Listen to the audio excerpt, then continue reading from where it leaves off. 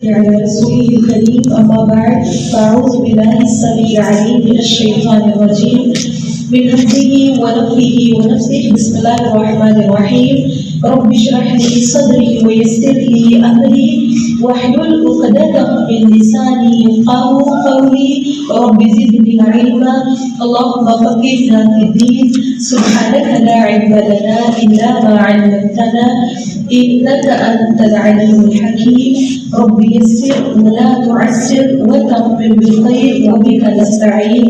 اللہ رب العزت سے دعا ہے کہ اللہ رب العالمین ہمیں صحیح معنوں میں قرآن کو سیکھنے سمجھنے عمل کرنے کی توفیق عطا فرمائے اور اللہ رب العالمین ہماری حقیر کوششوں کو اپنی رضا کے لیے خالص کر کے قبول فرمائے. سورۃ الانعام سے آغاز کرنا تھا. سورۃ الانعام مکی سورت ہے. اس کے اندر کچھ آیات کے بارے میں کہا گیا کہ وہ مدنی آیات ہے، لیکن اس سورت کے 20 رکوع ہے، 165 آیات ہے. سورت چونکہ مکی ہے، دیکھیں اس سے پہلے میں جتنی صورتیں پڑھی ہیں وہ ہماری ساری کی ساری صورتیں مدنی تھی. مدنی اور مکی صورتوں میں ایک خاص ڈفرنس ہے اور ہمیشہ سے رہا ہے، ٹھیک ہے. وہ مکی اور مدنی صورتوں میں وہ ڈفرنس یہ ہے کہ چونکہ مکی صورتیں مشرکین مکہ کے مخاطب ہوا کرتے تھے اور مشرکین مکہ کا عقیدہ کیا تھا؟ شرک کرنا. وہ اللہ کے علاوہ اوروں کو خالق مالک رازق ٹھیک شفا دینے والا عزت دینے والا اولاد دینے والا سمجھا کرتے تھے، اور انہوں نے بت بنا کے رکھے ہوئے تھے. ان کے دلوں میں غیر اللہ کی محبت موجود تھی. تو اس صورت کے مرکزی موضوعات کے اندر سب سے پہلے جو چیز ہے وہ عقیدہ توحید سکھائی گئی کہ دیکھو اگر توحید نہیں ہوگی تو پھر کوئی بھی عمل قابل قبول نہیں ہے. مطلب یہ سورہ کا مرکزی موضوع اللہ کی توحید، یعنی توحید اللہ کی ربوبیت، خالقیت، مالکیت کو بیان کرنے کے لیے آسمان و زمین کی نشانیاں بیان کی ہیں، ٹھیک ہے، کہ دیکھو اللہ تعالیٰ نے ہمارے لیے یہ بھی پیدا کیا اور یہ بھی پیدا کیا. اسی طرح اس صورت کا دوسرا موضوع یعنی جو سیکنڈ پارٹ ہے اس میں رسالت کا اثبات کیا گیا، کیونکہ مشرکین مکہ رسول اللہ صلی اللہ علیہ وسلم کے نبی ہونے کے انکاری تھے. وہ رسول اللہ صلی اللہ علیہ وسلم کو آخری نبی تسلیم ہی نہیں کرتے تھے، تو اس کے بھی ثبوت دیے گئے. اسی طرح تیسرے پارٹ کے اندر جو اس کا تیسرا موضوع بنتا ہے وہ آخرت کا تصور، کیونکہ مشرکین مکہ آخرت کے بھی انکاری تھے. وہ کیا کہتے تھے کہ مرنے کے بعد کی زندگی کا کوئی بھی تصور نہیں. اسی طرح چوتھی چیز وہ حلال اور حرام میں کوئی ڈفرنس نہیں کرتے تھے. وہ حلال کھا بھی رہے تھے، حرام بھی کھا رہے تھے. وہ حرام کام بھی کر رہے تھے، تو حلال اور حرام کا بھی ایک خاص ڈفرنس اور اس کی اہمیت کو شو کیا گیا. اور اس صورت کے اندر اسپیسیفکلی ابراہیم علیہ السلام کے ایک مناظرے کا ذکر بھی کیا، ٹھیک ہے. یہ تھے اس صورت کے اہم موضوعات. اللہ تعالیٰ سے دعا ہے کہ اللہ رب العالمین اس صورت کو صحیح معنوں میں سمجھنے کی توفیق عطا فرمائے. مدنی صورتوں کے اندر شرعی احکامات دیے جاتے ہیں. مدنی صورتوں کے اندر چونکہ شرعی احکامات دیے جاتے ہیں تو اس کے اندر نکاح، طلاق، ٹھیک ہے، خاندانی نظام، کون سے کام کیسے اور کیسے مینیج کرنے ہیں، اسلامی معاشرہ کیسے تشکیل پائے گا، یہ چیزیں ہمیں مدنی صورتوں میں ملی. لیکن ایک جو بنیاد رکھی جاتی ہے نا، یہ بنیاد اللہ رب العالمین نے مکی دور میں رکھوائی تھی، مسلمانوں کی بنیاد رکھی گئی تھی، اور یہ بنیاد گویا مکی صورتوں کے ذریعے رکھی.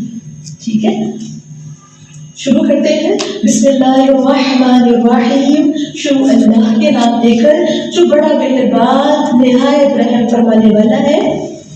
الحمدللہ الذی خلق السماوات والارض وجعل الظلمات والنور ثم الذین کفروا بربهم یعدلون. اللہ تعالیٰ نے فرمایا دیکھو ہر طرح کی تعریف اللہ واحد کے لیے ہے، جس نے آسمانوں اور زمین کو پیدا کیا اور اندھیروں اور روشنی کو بنایا. پھر بھی وہ لوگ جنہوں نے کفر کیا اپنے رب کے ساتھ دوسروں کو برابر شریک ٹھہراتے ہیں.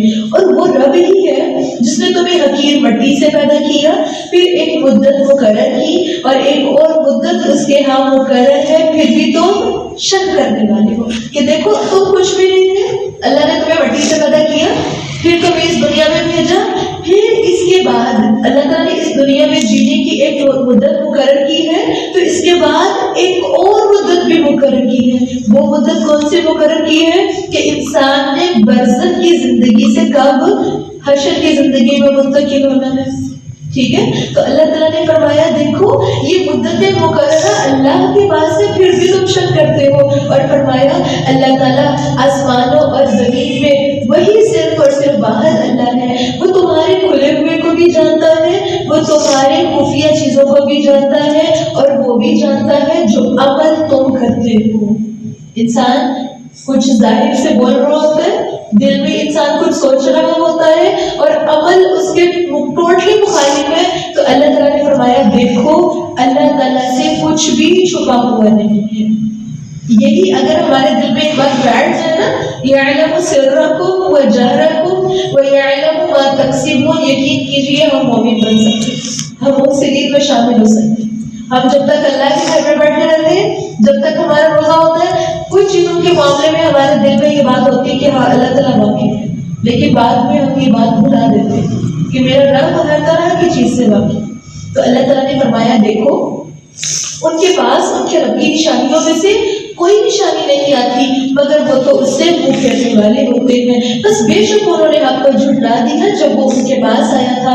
تو عنقریب ان کے پاس اس کی خبریں آ جائیں گی جس کا وہ مذاق اڑایا کرتے تھے. مشرکین مکہ مذاق اڑایا کرتے تھے کہ اگر تم سچے نبی ہو تو عذاب لے ہو, اگر تم سچے نبی ہو تو قیامت کیوں نہیں آ جاتی. تو اللہ تعالیٰ نے فرمایا عنقریب ان کے پاس وہ خبریں آ جائیں گی جس کا وہ مذاق اڑایا کرتے ہیں. کیا انہوں نے نہیں دیکھا کہ ہم نے ان سے پہلے کتنے زمانوں کے لوگ ہلاک کر دیے جنہیں ہم نے زمین میں اقتدار دیا تھا.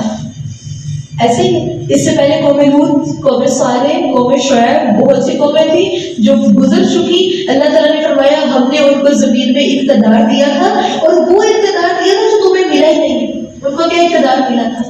اللہ تعالیٰ ان کو لمبے قد, صحت, طاقتیں عطا کی تھی. پتھروں کو ہاتھوں سے تراش کے گھر بنا رہے تھے, بڑی ہیوی مشینری کے بغیر ہاتھوں سے تراش, پتھر تراش رہے تھے, گھر بنا رہے تھے. تو اللہ تعالیٰ نے فرمایا دیکھو ان کو تم سے زیادہ اقتدار ملا تھا, ان کی عمریں بھی طویل تھی نا. تو اللہ تعالیٰ نے فرمایا دیکھو جو تمہیں نہیں ملا, اور ہم نے ان پر موسیدھار بارش برسائی اور ہم نے نہریں بنائی جو ان کے نیچے سے بہتی تھی, پھر ہم نے انہیں ان کے گناہوں کی وجہ سے ہلاک کر دیا. مشرکین مکہ یہ سمجھتے تھے ہم کچھ بھی کریں گے اللہ کی پکڑ ہم پر نہیں ہوگی, یا ہم بڑے طاقتور ہیں, ہم بڑے مالدار ہیں. اللہ تعالیٰ نے فرمایا اس سے پہلے بڑے بڑے طاقتور گزر چکے ہیں, اور فرمایا ان کے بعد دوسرے زمانے کے لوگوں کو بھی پیدا کر دیا. اور فرمایا وَلَوْ نَزَّلْنَا عَلَيْكَ كِتَابًا فِي قِرْطَاسٍ, اگر ہم آپ پر کاغذ میں لکھی ہوئی کوئی چیز اتاریں پھر وہ اسے اپنے ہاتھوں سے چھو کر بھی دیکھ لیں, تو یقیناً وہ لوگ جنہوں نے کفر کیا وہ یہی کہیں گے کہ یہ تو کھلے جادو کے علاوہ کچھ بھی نہیں. مشرکین مکہ رسول اللہ صلی اللہ علیہ وسلم سے معجزے کا مطالبہ کیا کرتے تھے اور کہا کرتے تھے کہ دیکھو ہم تم پر تب ایمان لائیں گے جب آسمان سے ایک ایسی کتاب نازل ہو جس کو جو فرشتے لے کر آئے, ہمارے سامنے لے کر آئے, اس کے اوپر لکھا ہوا ہو اور ہم اس کو اپنے ہاتھوں سے پکڑ کر دیکھیں. اللہ تعالیٰ نے فرمایا اگر ایسی کتاب نازل ہو بھی جائے نا, ایمان انہوں نے پھر بھی نہیں لانا بلکہ کیا کہیں گے یہ تو جادو ہے. تو اللہ تعالیٰ نے فرمایا انہوں نے کہا, اب مشرکین مکہ کے دوسرے اعتراض یا دوسرے مطالبے کا ذکر ہے. اللہ تعالیٰ نے فرمایا انہوں نے کہا اس پر کوئی فرشتہ کیوں نہیں اتارا گیا, اور اگر ہم کوئی فرشتہ اتارتے تو ضرور کام تمام کر دیا جاتا. یہ مطالبہ کر رہے تھے فرشتہ کیوں نہیں آتا, اللہ کے نبی کے ساتھ کوئی فرشتہ ہونا چاہیے تھا, یہ رسول ہی فرشتہ ہوتا. تو اللہ تعالیٰ نے فرمایا اگر فرشتہ آ گیا نا تو پھر یہ دوبارہ زندہ نہیں بچے گی. کیوں؟ کیونکہ فرشتہ آئے گا تو عذاب کا فرشتہ ہی آئے گا ان کے پاس. اور فرمایا دیکھو پھر انہیں مہلت بھی نہیں دی جائے گی, اور اگر ہم اسے فرشتہ بناتے, رسول اللہ صلی اللہ علیہ وسلم کو بھی اگر فرشتہ بناتے تو یقیناً اسے آدمی بنا کر بھیجتے, اور ضرور ان پر شک ہو جاتا جو اپنے آپ اور دوسروں پر ڈال رہے ہیں. اللہ تعالیٰ نے کیا فرمایا ہے کہ اگر ہم نے فرشتہ ہی بھیجنا ہوتا تو ہم اسے بھی انسانی شکل میں بھیجتے. تو مطلب کیا ہے کہ رسول اللہ صلی اللہ علیہ وسلم فرشتہ نہیں تھے. رسول اللہ صلی اللہ علیہ وسلم کون تھے؟ انما انا بشر مثلکم, تم جیسا بشر. اللہ تعالیٰ نے فرمایا ان لوگوں کو بتا دیجیے. تو اللہ تعالیٰ نے فرمایا دیکھو بے شک یقیناً تم سے پہلے کئی رسولوں کا مذاق اڑایا گیا, تو ان لوگوں کو جنہوں نے ان قوم سے مذاق اڑایا تھا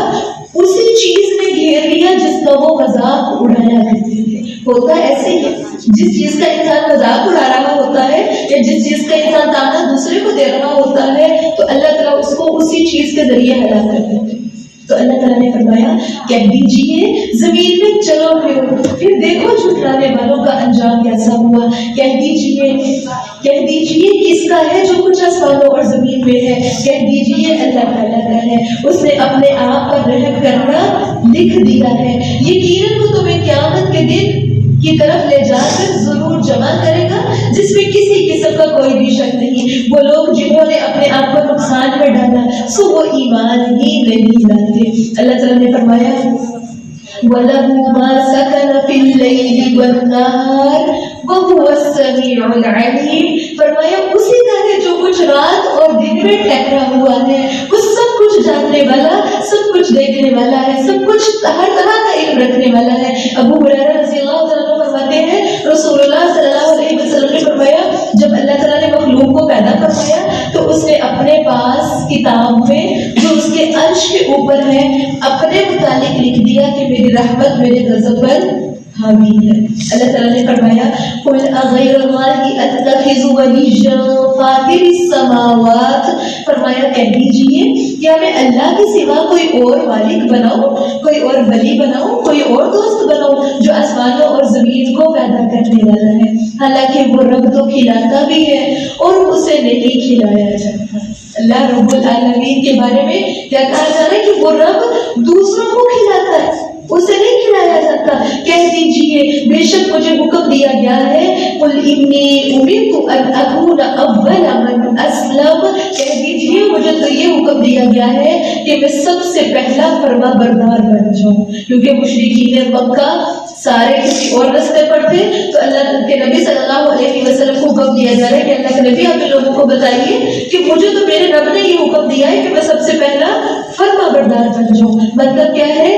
توحید کی طرف آ جانا، توحید کو اپنا لینا، اصل میں رب کے آگے اپنے سر کو جھکا دینا اور مسلمان ہونے کی یہی بہت نشانی ہے۔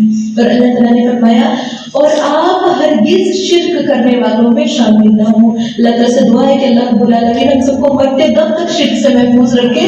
اور فرمایا کہہ دیجئے اللہ تعالیٰ نے اپنے نبی صلی اللہ علیہ وسلم کو بھی فرمایا کہ اللہ کے نبی آپ ہی لوگوں کو بتائیے، کیا بتائیے، کیا کہہ دیجئے بے شک میں اپنے رب کی نافرمانی کروں تو بے شک میں ایک بڑے دن کے عذاب سے ڈرتا ہوں، جس شخص سے اس دن وہ عذاب ہٹا لیا گیا یقیناً اس پر رحم کر دیا گیا۔ اللہ کے رحم کی نشانی کیا ہے؟ اللہ کا خاص رحم کیا ہے؟ کہ انسان جہنم کی آگ سے بچ جائے۔ تو اللہ تعالیٰ نے اللہ کے نبی صلی اللہ علیہ وسلم اپنے لوگوں کو بتائیے، کیا بتائیے کہ جو شخص اس دن جہنم کی آگ سے بچ گیا فقد رحمہ، اس پر اللہ نے رحم کیا، اور یہی سب سے بڑی کامیابی ہے، سب سے واضح کیا کامیابی ہے۔ اور فرمایا وَإِن يَمْسَسْكَ اللَّهُ بِضُرٍّ فَلَا كَاشِفَ لَهُ إِلَّا هُوَ، اس آیت سے شرک کی جڑ کاٹ دی گئی ہے کہ دیکھو اگر اللہ آپ کو کوئی تکلیف پہنچائے تو اس کے سوا اسے کوئی بھی دور کرنے والا نہیں ہے، اور اگر اللہ آپ کو کوئی بھلائی دے تو وہ ہر چیز پر پوری طرح قادر ہے۔ یہ بھروسہ رکھنا کہ اللہ کے علاوہ کوئی اور مجھے تکلیف دے سکتا ہے، اللہ کے علاوہ کوئی اور مجھے بھلائی دے سکتا ہے، اصل میں یہی شرک ہے۔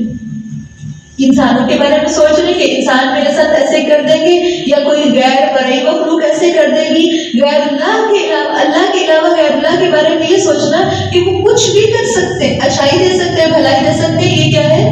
شرک ہے۔ تو اللہ تعالیٰ نے فرمایا دیکھو آپ کا رب ہر چیز پر قادر ہے، وَهُوَ الْقَاهِرُ فَوْقَ عِبَادِهِ، وہ اپنے بندوں پر پوری طرح غالب ہے۔ وہ رب کیسا غلبہ رکھتا ہے؟ وہ رب چاہے ہم سے بھلائی چھین لے، اور وہ رب چاہے ہمیں جب چاہے عطا کر دے، وہ رب جب چاہے ہمیں مار دے اور جب چاہے زندہ کر دے، وہ رب غلبہ رکھتا ہے۔ اس کے علاوہ کوئی اور ہستی آپ کے اور میرے اوپر غلبہ نہیں رکھتا، کوئی لاکھ دعوے کر لے۔ اور فرمایا وہ رب بڑا حکمت والا، ہر چیز کی خبر رکھنے والا ہے۔ کہہ دیجئے گواہی میں سب سے بڑی چیز کیا ہے؟ کہہ دیجئے کہ میرے درمیان اور تمہارے درمیان گواہ اللہ ہی ہے، اور میری طرف یہ قرآن وحی کیا گیا ہے تاکہ میں اس قرآن کے ساتھ لوگوں کو ڈراؤں۔ قرآن کے نزول کا مقصد کیا بتایا جا رہا ہے؟ لوگوں کو ڈرانا، برے انجام سے ڈرانا، جہنم قبر کے عذاب سے ڈرانا، اللہ کی ناراضگی سے ڈرانا اور رحمت کی امیدیں دلانا۔ فرمایا اور اسے بھی جس تک یہ پہنچ جائے بے شک تم واقعی گواہی دیتے ہو کہ بے شک اللہ کے ساتھ کچھ اور بھی معبود ہے، کہہ دیجئے میں یہ گواہی نہیں دیتا، کہہ دیجئے وہ تو صرف ایک ہی معبود ہے اور بے شک میں اس سے بری ذمہ ہوں جو تم شریک ٹھہراتے ہو۔ چونکہ آیت میں لفظ آیا ہے لِأُنذِرَكُم بِهِ وَمَن بَلَغَ، تاکہ میں اس کے ذریعے ہر اس شخص کو بھی ڈراؤں جس تک یہ قرآن پہنچا ہے۔ تو رسول اللہ صلی اللہ علیہ وسلم نے فرمایا اللہ تعالیٰ نزل اللہ بہ، اللہ تعالیٰ ہر اس شخص کو خوش و خرم رکھے، اللہ تعالیٰ ہر شخص کو ہنستا مسکراتا رکھے۔ ایک دوسری روایت میں لفظ ملتے ہیں اللہ تعالیٰ ہر اس بندے کے چہرے کو تر و تازہ رکھے۔ اب یہ خاص کس کی ہے؟ رسول اللہ صلی اللہ علیہ وسلم۔ اور یہ کیا ہے؟ دعا ہے۔ دعا کیا ہے؟ اللہ تعالیٰ ہر اس چہرے کو خوش و خرم رکھے، اور یا پھر دوسری جگہ کیا ملتا ہے؟ اللہ تعالیٰ ہر اس چہرے کو تر و تازہ رکھے۔ دیکھیں جو خوش ہوگا وہ تر و تازہ ہی نظر آتا ہے، جو شدید پریشان انزائٹی اسٹریس میں اس کا چہرہ بھی اترا ہوا ہوتا ہے، دور سے نظر آ رہا ہوتا ہے کہ یہ شدید اذیت میں، شدید پریشانی میں۔ اللہ کے نبی کی دعا ہے، اللہ کے نبی کی دعا ہے کس کے لیے؟ فرمایا اللہ تعالیٰ اس کو خوش و خرم رکھے جو میری بات کو یاد رکھتا ہے، سنتا ہے، یاد رکھتا ہے اور اسے آگے پہنچا دیتا ہے۔ اتنی ذکر ہے۔ آج ہم اس حدیث پر عمل پتہ ہے کب کرتے ہیں؟ جب بات آتی ہے ایسی احادیث کی جو صحیح احادیث نہیں، اپنے مطلب کے۔ یہ حدیث پتہ ہے کہاں پہ کوٹ کی ہوئی ہوتی ہے لوگوں نے؟ اوپر میسج لکھا ہوا ہوتا ہے، اوپر وہ پیپر پرنٹ کر کے آپ کے ہاتھ لگے گا، اس کے اوپر لکھا ہوتا ہے کہ یہ میسج جو ہے یہ اتنے لوگوں کو بھیج دے اور اتنے لوگوں کو بھیج دے، میں لکھا ہوتا ہے اللہ تعالیٰ اس کو خوش و خرم رکھے گا۔ یہ حدیث پر کوٹ کی، جبکہ حدیث کا مس یوز کیا جا رہا ہوتا ہے، جبکہ یہ حدیث آپ کی اور میری ہم سب کے لیے۔ جب ہم اللہ کا کوئی بھی کلام سنتے ہیں، اس پر خود عمل کرتے ہیں، اس کو اپنی زندگی میں نافذ کرتے ہیں، اسے آگے سکھاتے ہیں، تو اللہ کے نبی کی دعا ہے آپ کی اور میرے لیے۔ اسی طرح جب آپ اور میں کسی کو قرآن کے ساتھ جوڑتے ہیں، دیکھیں ایک بات سنانے پر دعا ہے تو سوچئے پورے قرآن کے ساتھ جوڑنے پر کیا ہمیشہ کے لیے دعائیں نہیں ملتی اللہ کے نبی کی؟ ہمیں تو اس دور میں کسی کے ہاتھ کو 10-12 انگوٹھیاں اور وہ کوئی دعا دیتے تو لوگ زمین پہ نہیں ٹک رہے ہوتے جی ہمیں کسی بابا جی نے دعا دے دی، جبکہ رسول اللہ صلی اللہ علیہ وسلم کی دعا، اور وہ لوگ جن کو خود کو وضو کا طریقہ ہی پتا ہوتا ان کی دعا پر خوش ہو رہی ہوتی ہے پاکستان کی عوام، جبکہ رسول اللہ صلی اللہ علیہ وسلم کی دعا سے بڑھ کر کسی اور کی دعا نہیں۔ آپ کو اور مجھے بھی رسول اللہ صلی اللہ علیہ وسلم کی دعا کا حقدار بننا ہے انشاءاللہ۔ تو اللہ تعالیٰ نے فرمایا الذین آتیناہم الکتاب یعرفونہ کما یعرفون ابناءہم، اللہ تعالیٰ نے فرمایا وہ لوگ جنہیں ہم نے کتاب دی وہ رسول اللہ صلی اللہ علیہ وسلم کو ایسے پہچانتے ہیں جیسے وہ اپنے بیٹوں کو پہچانتے ہیں۔ وہ لوگ جنہوں نے اپنے آپ کو خسارے میں ڈالا وہ تو ایمان ہی نہیں رکھتے، اور اس سے بڑھ کر ظالم کون ہے جس نے اللہ پر کوئی جھوٹ باندھا یا اس کی آیات کو جھٹلایا۔ بے شک حقیقت یہ ہے کہ ظالم لوگ کامیاب نہیں ہوں گے۔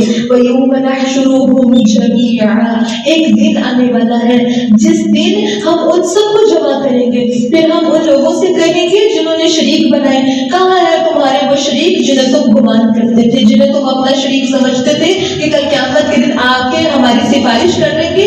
پھر ان کا فریب اس کے سوا کچھ نہیں ہوگا کہ وہ کہیں گے اللہ کی قسم جو ہمارا رب ہے ہم شرک کرنے والے نہیں تھے۔ ساری زندگی شرک کرنے کے بعد جب یہ دیکھیں کہ ہمارے وہ شریک نظر ہی نہیں آ رہے جن پہ ہم نے امیدیں باندھی تھی، اس ٹائم پہ جھوٹ بولیں گے اور کیا کہیں گے اللہ کی قسم ہم نے تو کبھی شرک ہی نہیں کیا تھا۔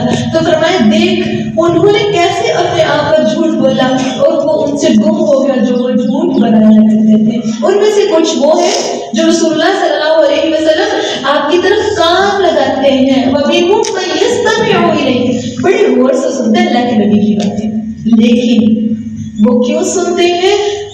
اللہ تعالیٰ نے فرمایا ہم نے تو ان کے دلوں پر پردے لگا دیے ہوئے ہیں اس سے کہ وہ نہ سمجھ سکیں، ان کے کانوں میں بوجھ رکھ دیا ہے، اگر وہ ہر نشانی دیکھ بھی لے تو وہ اس پر ایمان نہیں لائیں گے، یہاں تک کہ جب آپ کے پاس جھگڑتے ہوئے آتے ہیں تو وہ لوگ جنہوں نے کفر کیا کہتے ہیں یہ تو پچھلی جھوٹی کہانیوں کے سوا کچھ بھی نہیں۔ منافقین اور مشرکین مکہ رسول اللہ صلی اللہ علیہ وسلم کی زبان سے قرآن سنا کرتے ہیں، کتنی میٹھی آواز ہوتی، کتنا عمدہ کلام، پھر پڑھانے والے رسول اللہ اس مجلس میں بیٹھ کر بھی جن کے دل اللہ نے سیل کر دیے ہیں نا، جن کو اللہ نے ہدایت سے محروم کر دی ہے، جو آنا نہیں چاہتے تھے اس دستے میں، وہ غور سے سنتے تھے بیٹھ کے، لیکن سنتے پتہ کیوں تھے؟ اب نقص نکالنے، اب عیب نکالنے تھے، اور جا کے رسول اللہ کے خلاف اب کس طرح کی پلاننگ کرنی ہے، اب کس طرح کی سازش کرنی ہے۔ تو اللہ تعالیٰ نے فرمایا وہ لوگ قرآن سننے کے بعد بھی کیا کہا کرتے تھے، یہ تو پرانی کہانی ہے۔ اب رک کے سوچئے ذرا، آپ نے ایک سٹوری اگر پہلے کئی دفعہ سنی ہو، یہ ایک کوئی بھی ایسا سین جو آپ نے پہلے کئی دفعہ دیکھا ہو، اور اگر وہ آپ کے سامنے دوبارہ پلے کر دیا جائے، یا وہ سٹوری آپ کو کوئی دوبارہ سنانے کے لیے بیٹھ جائے، فار ایگزامپل اگر میں آپ کو تھرسٹی کرو سنانا شروع کر دوں، کیسا سنا؟ آپ کو کوئی انٹرسٹنگ لگے گی سٹوری؟ آپ اس میں انٹرسٹ لیں گے، آپ اس میں سے کوئی سبق نکالیں گے، آپ ساری بات نہیں سنیں گے اور کیا کہیں گے، ہاں یہ تو ہمیں پتہ ہی نہیں۔ وہ لوگ رسول اللہ جب نبی صلی اللہ علیہ وسلم اپنی مجلس میں لوگوں کو قرآن کا علم دیا کرتے تھے تو وہ سن کے یہی رویہ اپناتے تھے۔ تو پچھلے لوگوں کی کہانی سیریس سے نہیں لے رہے، دیکھنے میں ایسا لگ رہا ہے بڑا غور سے سن رہے، کان لگا کے بیٹھے ہیں، فزیکلی بیٹھے ہیں، لیکن مینٹلی محروم ہیں۔ اللہ تعالیٰ سے دعا ہے کہ اللہ آپ ہمیں محروم ہونے والوں میں شامل نہ کریں، کیونکہ یاد رکھیے گا اگر ہم قرآن سننے کے بعد ہمارے اندر چینجنگ نہیں آ رہی تو پھر ہم کہیں ان کیٹیگری کے لوگوں میں شامل نہ ہو جائیں، کل قیامت کے دن ہم ان میں نہ کھڑے ہو جائیں۔ کیوں؟ کیونکہ قرآن تبدیلی ہے۔ اگر قرآن پڑھ کے آپ اور میں چینج نہیں، رمضان کے 5-6 دن گزرنے کے بعد بھی آپ کے اور میرے اندر کسی قسم کی کوئی چینجنگ نہیں آ رہی تو پھر اللہ سے دعائیں مانگنے کی ضرورت ہے، کیونکہ منافقین نے بھی قرآن سنے، مشرکین مکہ نے بھی سنے، لیکن وہ لوگ چینج نہیں ہوئے تھے۔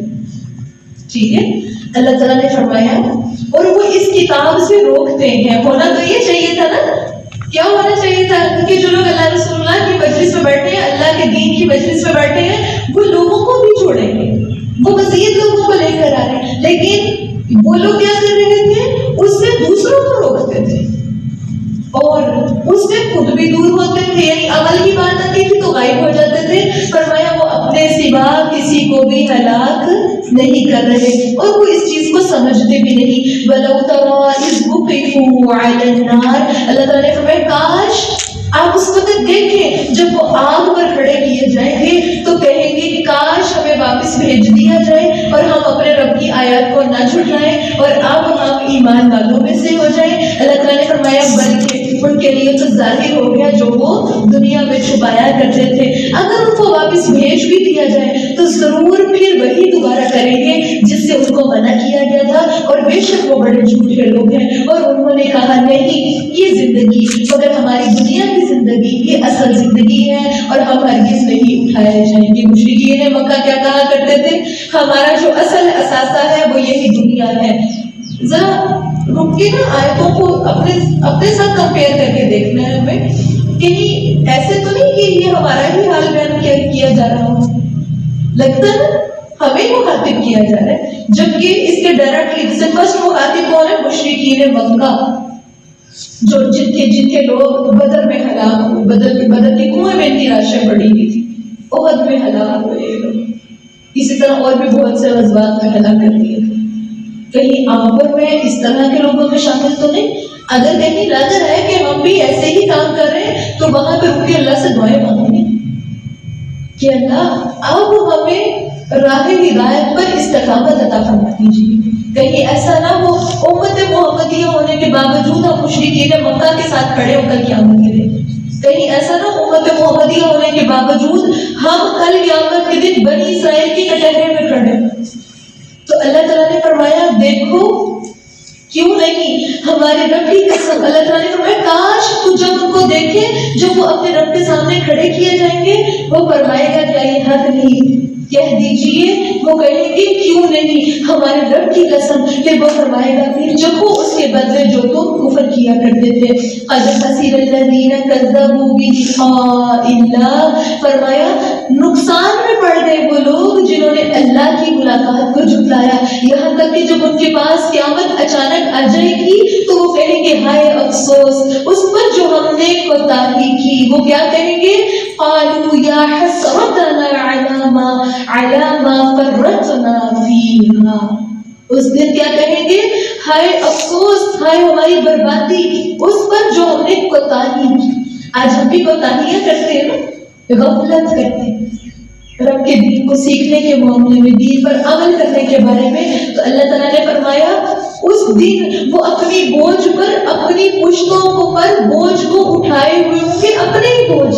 یہ بوجھ، ان بوجھ کو اٹھانے کے بارے میں روایت سے پتہ چلتی ہے اور کہ کیا قیامت کے دن ان کے اوپر جو بوجھ ہوں گے، ان کے اپنے اعمال کے ہوں گے، یہ گدھے کی شکل میں ہوں گے، اور وہ بوجھ گردن اور کمر کے اوپر پڑے ہوں گے، اور قبر سے اٹھنے کے بعد اس بوجھ کے ساتھ میدان حشر تک جانا ہوگا۔ اب یہ جو ہم فضول باتیں کرتے رہتے ہیں، ہم گناہ کرتے رہتے ہیں، یہ اصل میں وہ بوجھ ہی تو ہے جو ہمارے اوپر، اور یہ بوجھ چپک جائے گا ہمارے اوپر، دور نہیں کر سکیں گے۔